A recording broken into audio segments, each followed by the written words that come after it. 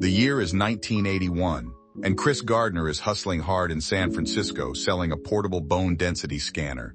A device so useless even hospitals are like, yeah, we're good. Meanwhile, his son Christopher is stuck in a daycare where the motto is misspelled, and the curriculum is basically, here's a TV, good luck. Chris, ever the optimist, debates profanity with a janitor instead of, say, finding a better school. Life at home isn't much better. Chris's wife, Linda, is working double shifts while he's out here struggling to sell even one scanner a month, let alone the two he needs just to keep the lights on. When his car gets towed over unpaid tickets, Linda's patience snaps like a dollar store rubber band. At dinner, Chris casually drops the, hey, we might owe the IRS bomb, and Linda's reaction is basically every married person's nightmare. She storms off to work, leaving Chris alone with a Rubik's Cube, which he attacks like it's the key to his future, not realizing it's just a plastic reminder of his problems. Then, inspiration strikes.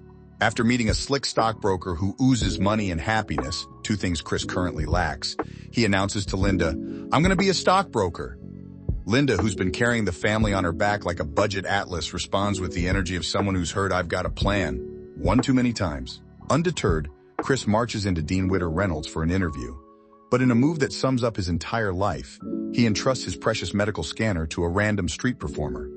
Shockingly, she bolts with it, leading to a chase scene so intense, you'd think she stole the last slice of pizza.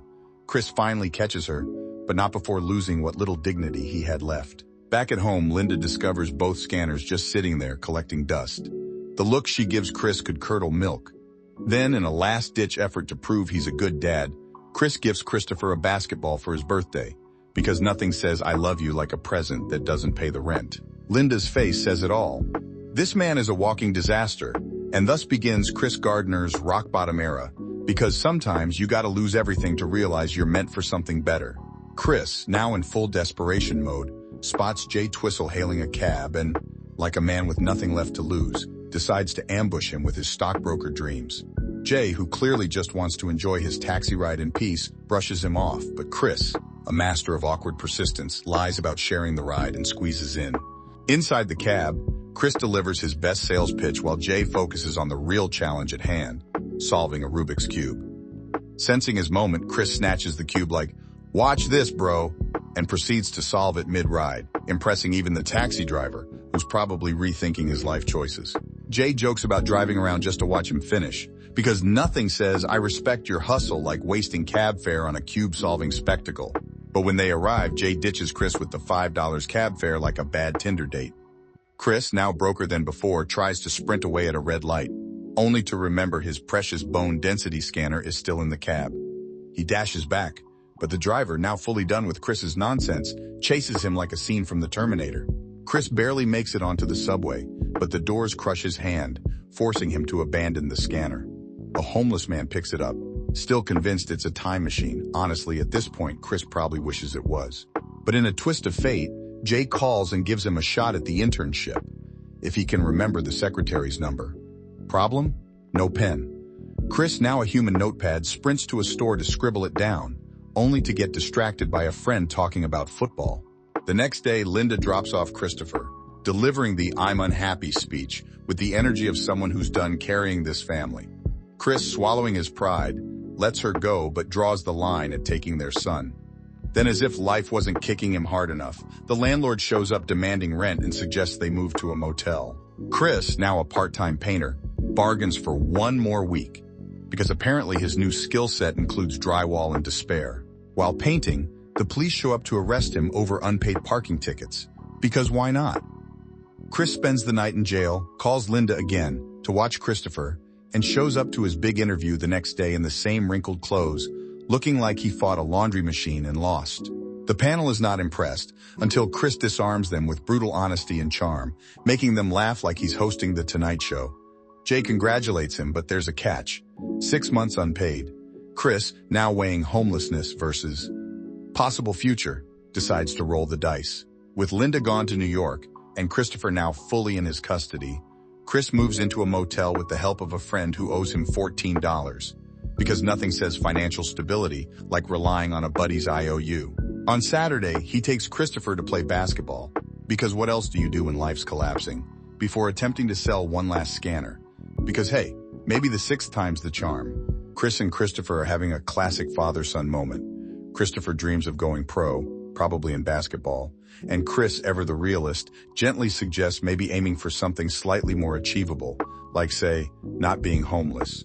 But because he's a good dad, he still tells him to chase his dreams because someone in this family should have hope. Their luck almost turns around when Chris finally sells one of his useless bone density scanners at a hospital. The paycheck is just enough to keep them afloat. And by afloat, I mean Christopher gets a chocolate bar while Chris stares at his empty wallet like it's a personal insult. Then, the internship began. Chris is thrown into the world of stockbroking, where the rules are simple. Work unpaid, attract clients, and survive on caffeine and sheer willpower. His coordinator treats him like a human coffee machine. And Chris, now a master of time management, rushes every day to pick up Christopher by 4 p.m. sharp, because daycare charges extra for late pickups. And Chris's budget is already in the negatives. To maximize his 6 hours of daily work, thanks parenting, Chris becomes a productivity ninja. No bathroom breaks, no water, no hanging up between calls, just pure, unadulterated hustle. After 2 months of getting nowhere, he breaks protocol and cold calls a CEO like a boss. Miraculously, it works.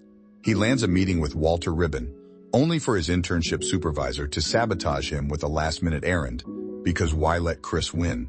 Cue the most frustrating sequence ever. Chris gets stuck in traffic, misses the meeting, returns to find a parking ticket on his boss's car. The universe officially declares LOL no. But Chris, being Chris, refuses to quit. He lies his way into a football game with Ribbon, pretending they were just in the neighborhood, with a child in tow, sure. Ribbon sees through the act but likes him anyway, though he still won't invest. 4 months in, Chris has sold all his scanners, but the IRS empties his bank account for unpaid taxes.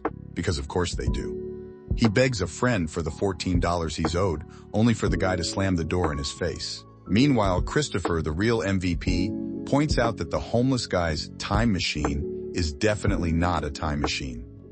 Chris, ever the optimist, plays along like they're time traveling to the dinosaur era, because when life gives you lemons, pretend you're in Jurassic Park. They're rock bottom, getting kicked out of the motel, their belongings tossed on the curb like bad leftovers.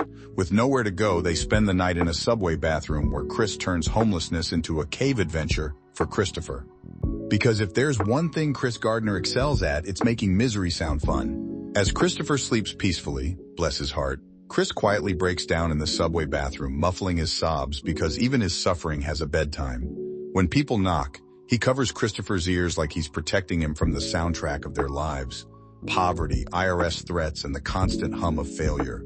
The next day, Chris shows up to work with a suitcase, because nothing says, I have my life together, like looking like you're permanently mid-eviction. Jane, ever observant, asks if he's going on vacation. Chris, a master of improv, spins a tale about golfing with clients in Sacramento, a lie so smooth, it almost distracts from the fact he's currently bunking in homeless shelters. Speaking of which, after being turned away from a women and children only shelter, because the universe loves a good technicality, Chris and Christopher sprint to another shelter, barely making the 5 p.m. Hunger Games style cutoff. They secure a spot only because someone ahead of them cheats the system. Karma's a real MVP. Inside, Chris tucks Christopher in, then plays MacGyver Broken Scanner Edition under a streetlight because electricity is a luxury they can't afford. Their new routine? Work all day, race to the shelter by sunset, repeat. Chris becomes a line-standing connoisseur, cutting client calls short to secure a spot.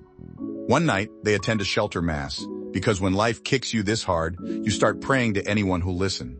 Chris then studies for his internship exam by flashlight, because nothing says professional like cramming in a room full of snoring strangers.